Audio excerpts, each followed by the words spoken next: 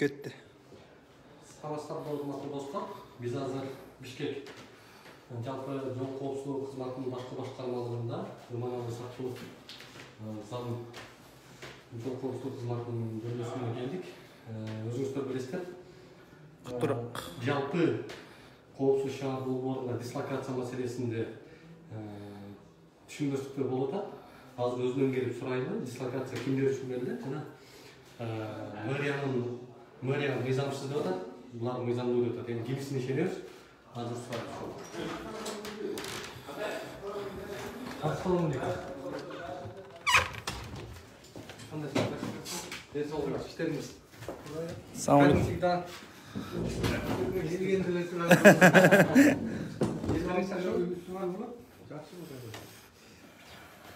Ыманалыгай биз коопсуз шаар долбоору анын ичинде жанагы 20 көчмө 3 буттуу камералар жөнүндө келдик. Айтсаңыз, дислокацияны сиз берип атасыз, утверждать этип атасыз. Дислокациянын аныктамасы кандай? Дислокация кимдер үчүн берилет?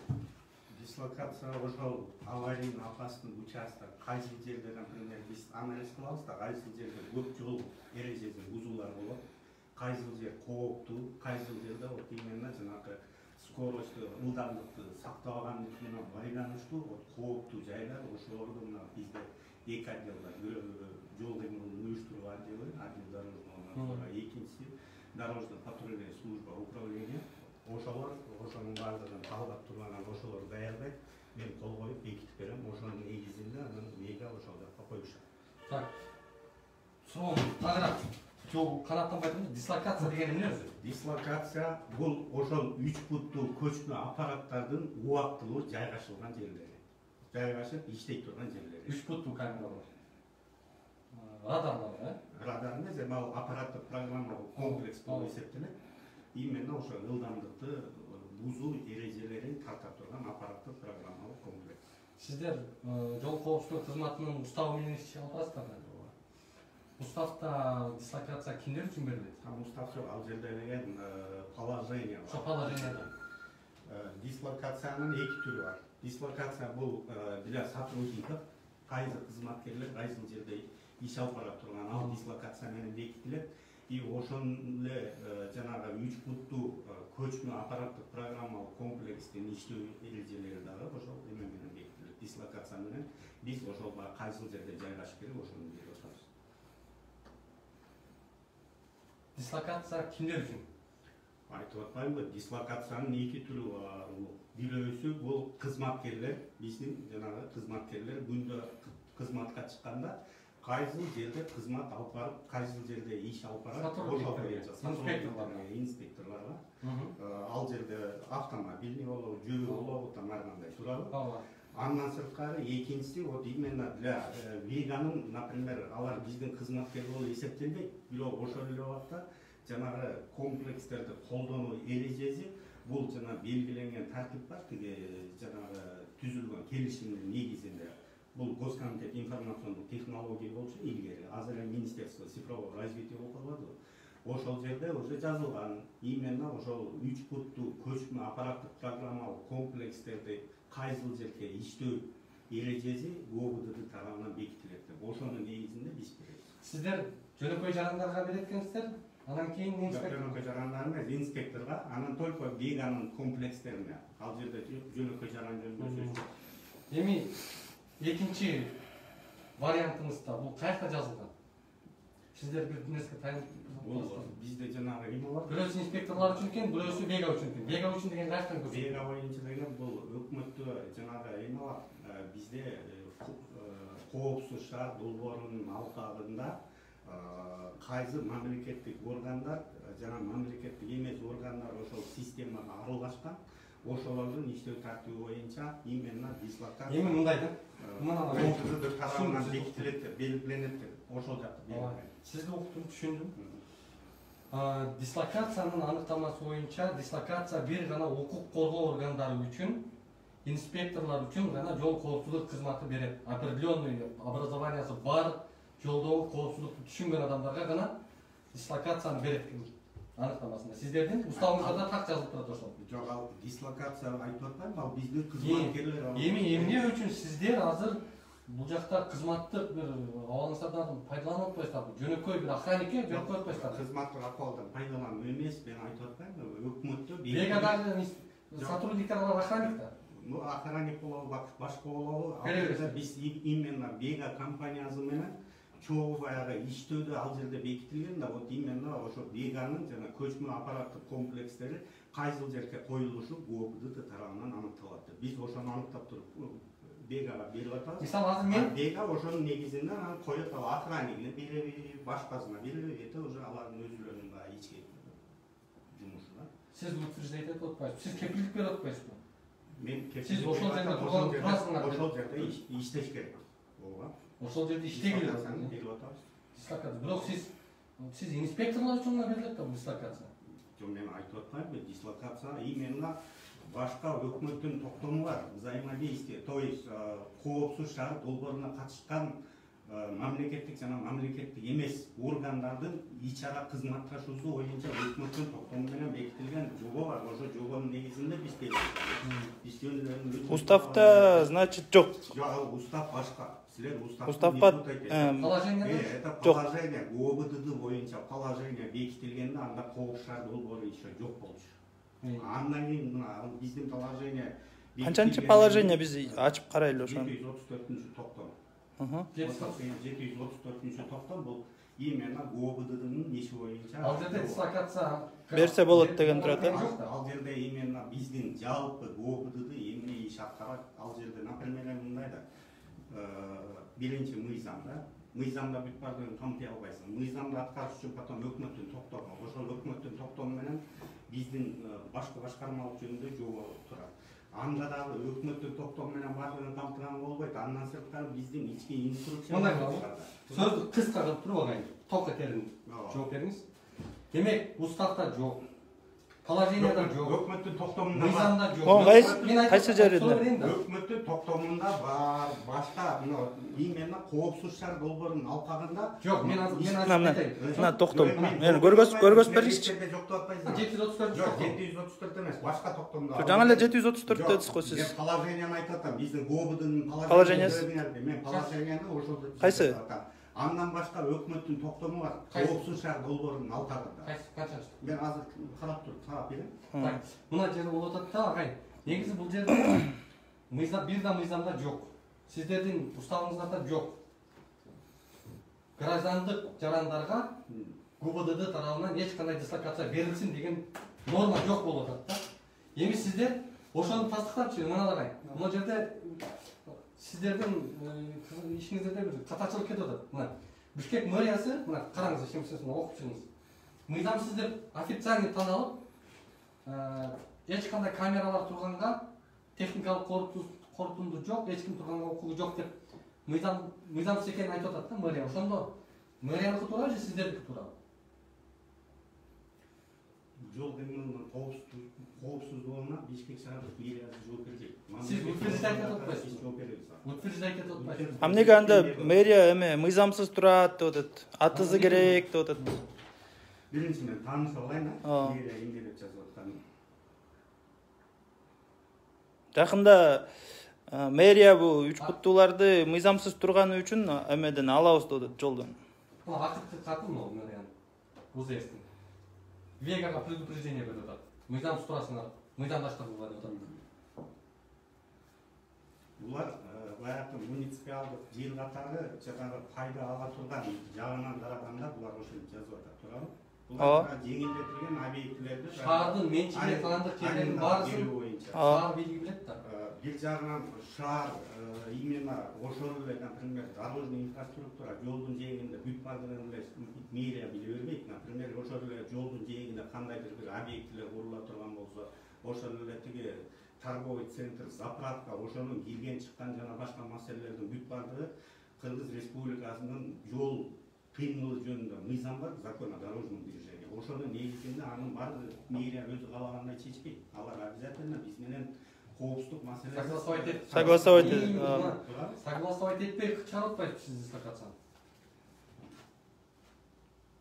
Экинчи баракта четко жазып турат ошол предупреждение. Так, Эскертүү берип атат Вегага.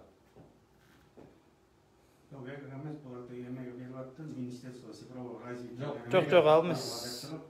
После получения ответа будет внесен на повестку дня комиссии для принятия соответствующего решения. Мерия өзлөрдүн жерин дальше комиссион алар уже карып чечип берет. Пожалуйста.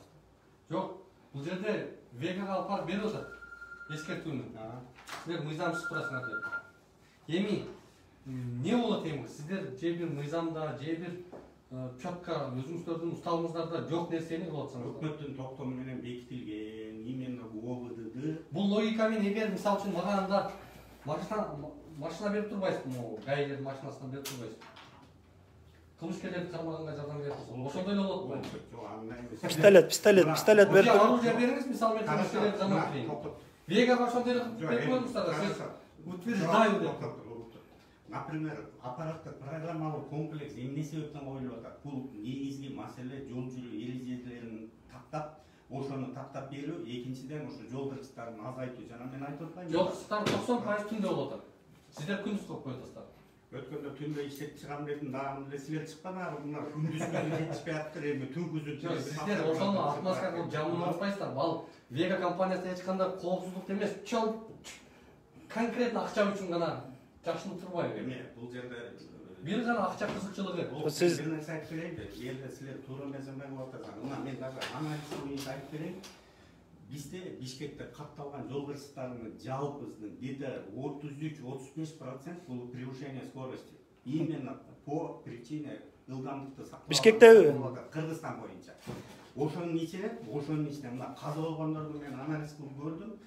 33% за превышение скорости менен ДТП болуп атса, каза болгондордун 46% именно превышение скорости менен каза болуп атат.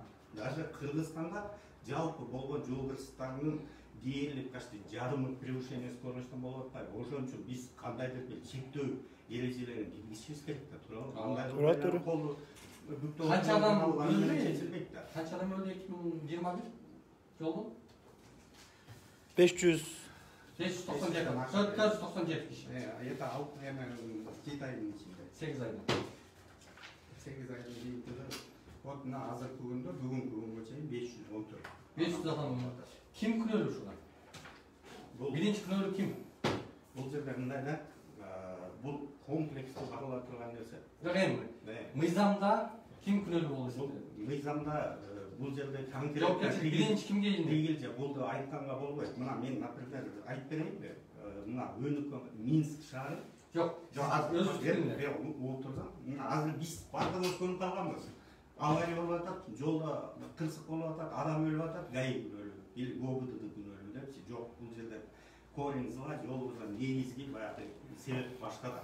Мына азыр мен айтып коеюн, жана Мински, например, акыркы 10 жылдын ичинде 30-чы рейтингден азыр первый десятку самый безопасный город в Европе болуп кирип атат да.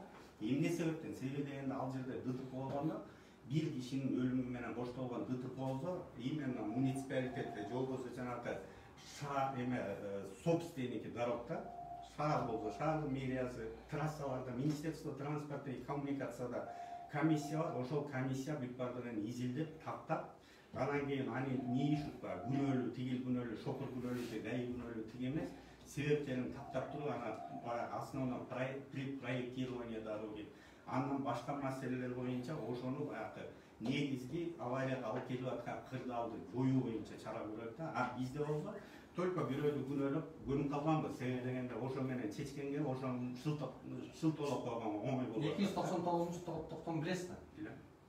Анда эмне деп турат?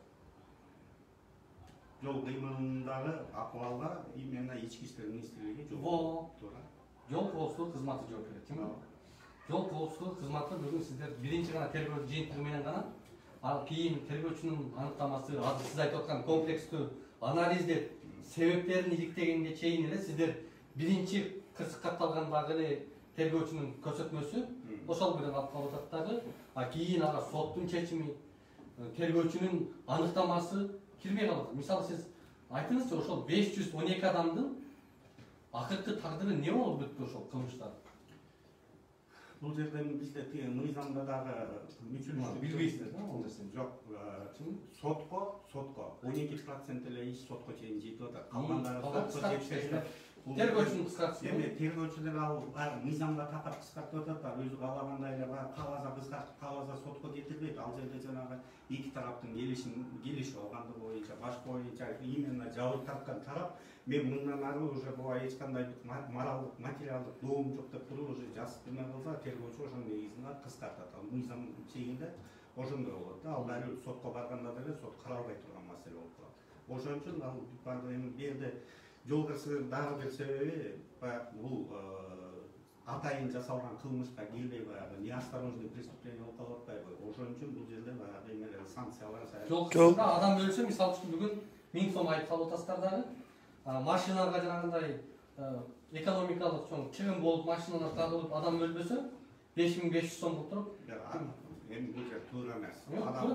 Адам, например, өлүп атса 1000 сом айып салып атасыңар деп атпайсыңар. Аны уже биз, например, карап аткан жерибиз жок. Бул жерде жок, бул жерде сиздерде жана положенияда 127 пункт 1де четко жазылып атпайбы? 1000 сом айып салынат деп. Это ДТП, если не связано там адам өлүп атса, адамдын өлүмүнө 127.1'de окусаңыз. 127.1 ал ДТП не связанный с увечьем, адамдын денесине жалакат келбесе, каза жок болсо, только ошолордо ал материальный ушет боюнча. Ошон үчүн силер аны тиги менен аралаштырбагыла. Эгер адамдын өлүмүн алып келсе, ден соолугуна залал алып келсе, анын бүт бардыгы уголовный кодекстин алкагында каралып атат. Силер деген бул эми кыскарганда мындай да, бул жерде айдоочу совсем эле баягы жоопкерчилик тартпай атат дегенде мен алыспын, себеби дегенде баары бир жанагы материалдык чыгым боюнча ошол жабыркагандарга тиги кандайдыр бир материалдык төлөм болуп атат да, туурабы? Алган бар. Бирок эми мыйзамда 1000 сом эле да. Ошонун негизинде анан баары бир эми баягы күнөөлүү тарап баары бир материалдык чыгымга учурап атат, туурабы? Эме боюнча канча ориентирде азыр, ориентировкада жалпы эле кылмыштар, урдоо жана башка фактысы менен канча машина бүгүн ориентировкада жүрөт? Мен азыр так санын айта албайм, бирок чынын айтканда өтө эле көп. Ошо канча? Сиз где-то бир жылда уже келгендерди ала турган болсок, где-то 5000ден ашат. 5000ден ашат. Бул эми кана коопчулук иштеп аткан. Камералар таасир албай атпайбы? Бул жерде канчасын таптыңдар? Азыр мындай да, ошо 500дөн где-то 5000ден? Жок, 5000ден где-то 20%, 30%ын биз таап берип атабыз. Анан коопчулук долбоор боюнча ала турган болсо, өзүңөр билесиңер. Камера Бишкекте анан чүйдө гана орнотулган. Азыр иштеп аткандар туурабы? Бишкекте 42 жерде камера бар. 42 жер бул жагынан 500 метр, бул жака 500 метр, жалпы 1 километр жерди ала турган болсо, ошол 42 километр Бишкектеги жолдун болгону 3,5% түзөт. Ошон үчүн пока толук алып камтылмайынча, чынын айтканда анын бардыгын баягы айтыш кыйын. Себеби дегенде камера жок жерден деле айланып жүрө турган толгон топой жол бар да. Ал эми Чүй областын ала турган болсок, азыр Чүйдө орнотулган 38 камера бар. 38 камера болгону 38 километрди ала турган болсок, Чүй областы боюнча жолдун 1,5% түзөт. Анан каяктан жүрүп анан бардыгын камсыз кылабыз. Ошон үчүн анын любой дислокация боюнча эмне кыласыздар эми? Дислокация боюнча да калат, иштейт ошо дислокация. Кандай? Кыргызстанда мыйзам барбы мындай? Мыйзам каалагандай эле сиздерге жакшы эле коюп көрөсүздөр. Карашы, мен бир да мыйзам жок. Мыйзамда жок бул нерсе. Эртең мен силерге тактап туруп келем, там өкмөттүн токтомунда бекитилген анын. Кайсы токтомунда? Биз ОБД беребиз аны. 3 буттуу камера койсун деп. Именно көчмө аппараттык программалык комплекстер боюнча каякта турганын ОБД белгилеп туруп берет. Уставда жок.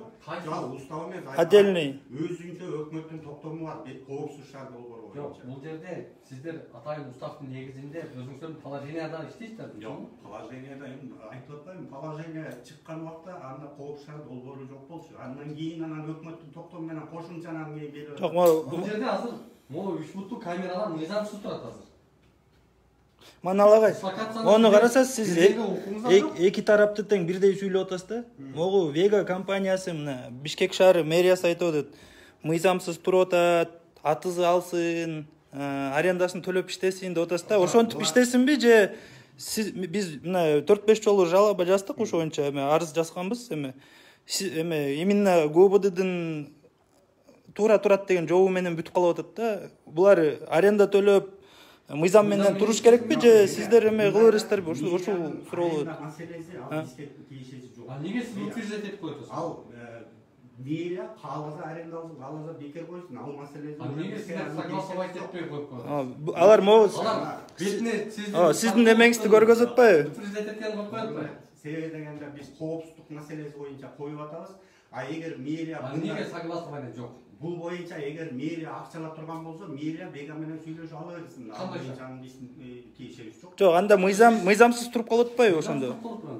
Мэриянын алдында. Кызыкчылыгы бу жерде акча маселеси болуп атат. Алар, например, именно коопсуздук маселеси боюнча алар бизге претензия кылып аткан жок. Коопсуздук боюнча турбаш керек деп турабы. Булардын маселеси только акча жагынан. Акча жагынан аны уже өздөрү чечип ала турган маселе. Ага уже мен, например, мэрияның жерин сиз эмне үчүн муну сиз өзүңүздүн маселе сизде болуп атат. Сиз утверждать этпей туруп ошо согласование кылып келе бол деп айтып койсуз. Аренда төлөгөнүңдү алып келип, келишимдердин негизинде мен силерге биз утверждать этем. Анын аренда төлөйбү, акча төлөп атабы, төлөбөй атпайбы, аны мыйзамдуу коюш керек. Ал жерде мисалы үчүн камера коюп койдум. Может, ал жерде жанагындай трансформация бар, жанагындай электрический бир эмелер бар, опасность жаралышы мүмкүн да, чынбы?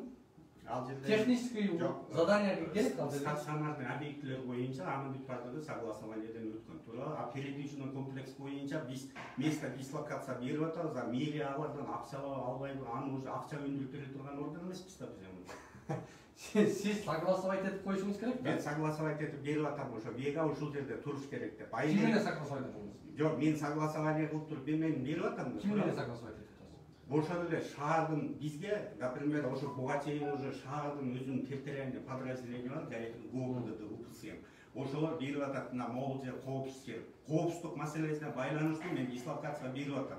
Алар эми мэрия акча албайбы, ал акча маселеси боюнча биздин ишибиз жок. Сиз бул жерде эки мыйзамсыздык ишти алып барып атасыз да. Бирөөсү сиз 3 буттуу камерага бергенге укугуңуз жок. Кызматтуулугуңуздан пайдаланып атасыз. Себеби сиздин уставыңызда, сиздин положенияңызда так көрсөтүлгөн граждандык жарандарга сиз жанагындай дислокация бергенге вообще укугуңуз жок сиздин. Бул биринчиби. Экинчиси сиздин укугуңуз согласовать этип мэрия менен анан кийин утверждать этсиңиз керек алат. Кандай туура эмес? Мына мэрия айтып атат, мыйзамсыз деп атат.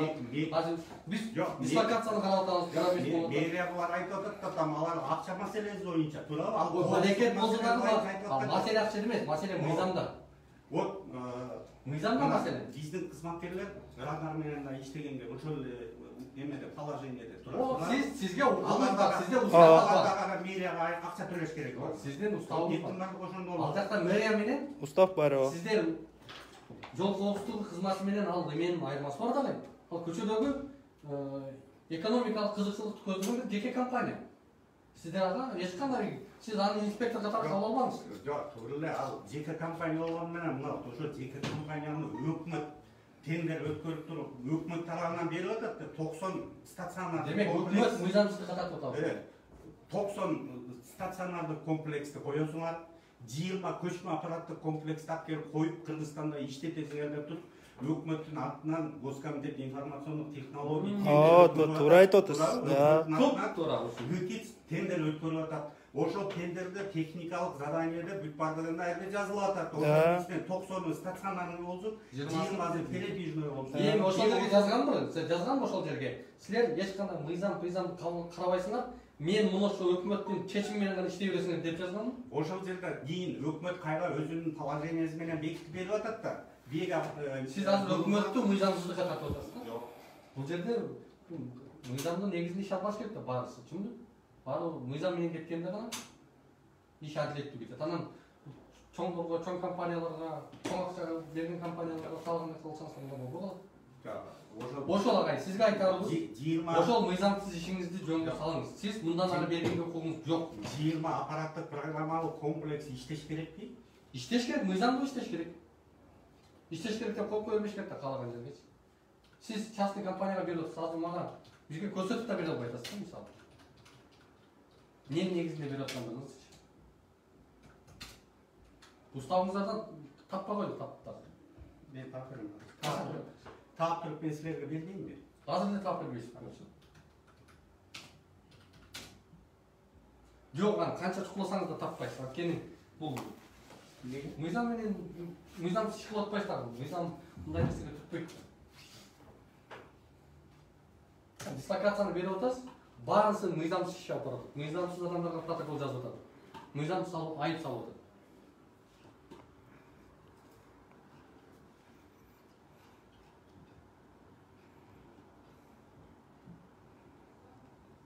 Biz бул боюнча кеминде 3 жолу арыз жазганбыз. Дайыма ошол ГОБДД тараптан мыйзамдуу турат дейт да, бирок ошол эле мэрия айтып атат, мыйзамсыз турат булар мынакей.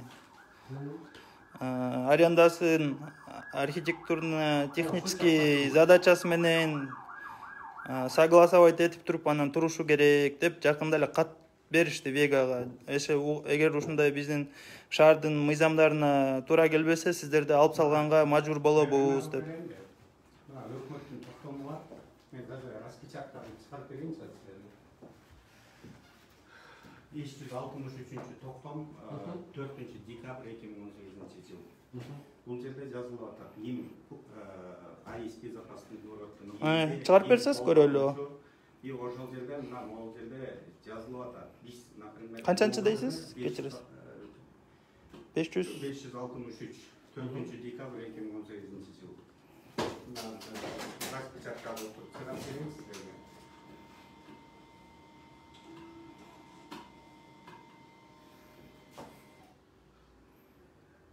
Чоң жаңылык киргизип койдуңуз мындай күч органдарына. Дислокацияны граждандык жагындарга. Охранниктерге берип коесуз.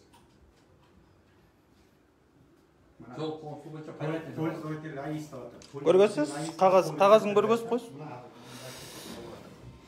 Предоставляет информацию о дислокации, даты и времени передвижных аппаратов, поставщиков информации не позднее одного рабочего дня установки.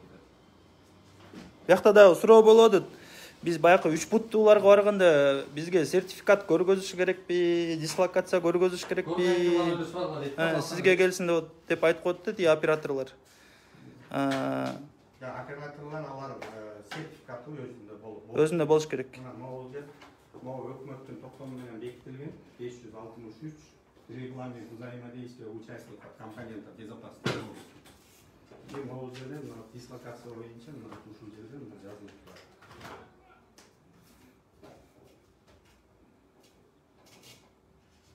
Мына 19-20 пункт. 2 пункт ошо именно дислокация передвижных аппаратов. Агайда бир суроо берип коеюнбу?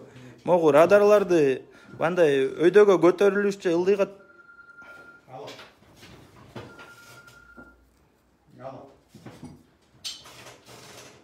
Алло. Никин. Рабочего дня до установки. Так, поставщик информации. Обеспечивает установку определенного ПК. Бул жөн эле Вега обеспечивает эткен 19 болсо по согласованию с владельцем АИС предоставляем. Владелец АИС это госкомитет информационных технологий. Пользователь биз уже дислокацияны уже бизде уже по согласованию ГКЕЦ бизде уже берет деп атат деген. Силер жөн эле информация берип атпайбы о дислокации? А сиз кантип аны утверждать этип койдуңуз? Дислокацияны биз утверждетип туруп анан берип атабыз, аларга кое турган болот. Жок, сиз мына берде ачык эле жазылып турат, информация бересиз, алар мэрияга барып туруп информация о дислокации деп. Да. Ошол дислокацияны биз бекитип туруп, бирөөнү ГКЕЦке берип атабыз, бирөөнү Вегага берип атабыз. Мына бул ошонун негизинде. Жок, бул информация сиздер бересиздер, анан бул деген ошол мэриянын кодекси менен согласованиясы менен болуш керек да. Буяга кайерде жазылып турат, мэрия менен согласовать этиш керек деп. Өкмөттүн. Жок, эми жер кодексинин мыйзамы бар да. Жер кодекси боюнча мэрия өздөрү кайра талап кылып алсындар Вегадан туруп, а мен деген ал Вегадан келип алып туруп, мен сен мэрияга барып акча төлө деп туруп, акчасын өндүрүп бере турган орган эмесмин да. Анда мэрия өзүнүн кызыкчылыгына алат. Сиз дислокацияны бербейбиз, мындан кийин тияктан барып согласовать эткиле деген орган катары мамлекетке чогуу иштейсиздерби же мэрия отдельно, ГОБДД отдельно иштейби? Мэрия ал акча кызыкчылыгын өздөрү чечип алсын да, мен айтып атпайм, мына сен деле юристсиң. Аха. Турабы? Мына өзүң прекрасно билесиң. То, что мэрияга акча төлөйбү, төлөбөйбү, аны мен өндүрүп бере турган орган эмесмин. Аны мэрия уже вегадан өздөрү талаптуу договор түзөбү, кандай кылат, каалагандарын туралар өздөрү өндүрүп алсын деп сиз айтып атасыз да. Биздин эмебизде биз эч кимден мыйзамсыз эркелип сиздер уруксат алып кете беребиз. Жок, мына мен могунун негизинде мага именно регламент взаимодействия органов там вовлеченных в систему безопасный город деп атат.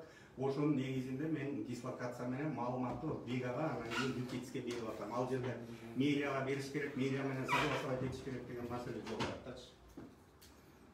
Агай дагы эң акыркы суроо. Могу подъем спусктарга радарды койгонго болбойт да. Бүгүн жана биздин жарандар кайрылышып атат. Спускка коюлуптур ошол 3 буттууну. Кайсы жерде конкретно? Кайсы чоң арыкта. Сева чоң арык? Да. Андан тышкары дагы могу эмелер бар го. Стационарлыйлар дагы дайыма спускта турат да, эмне деп койсо эле? Мосттун алдындагыларчы. Мосттун алдындагы ал эмеде стационар. Кайсы пункт элес, билесизби? Билбейсизби? Мен деле эме болбойт экем. Бирок ошондой койгонго болбойт туурабы? Подъем спускка койгонго болбойт. Именно радар жолбоза скоростьти чектөө боюнча аппарат коюлбайт деген норма жок. Бар. Анда бар болсо силер мага таап бериңизчи. Мен лично Эртең таап, хорошо, таап келели. Ошо туура эмес могу мисалы.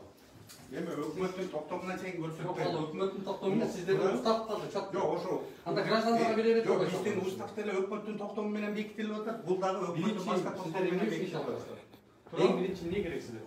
Мына коопсуз шаар биздин устав, биздин положение бекитилгенде коопсуз шаар деген жок болчу. Мына азыр эми коопсуз шаар долбоору келгенден кийин өкмөт ошо токтом менен ким эмне иш кылыш керек бекитип берип атпайбы. Туурабы? Кыскасы. Сиз сүйлөйсүзбү? Сөз эле жок өзү. Көрдүңөр өзүңүздөр, туугандар.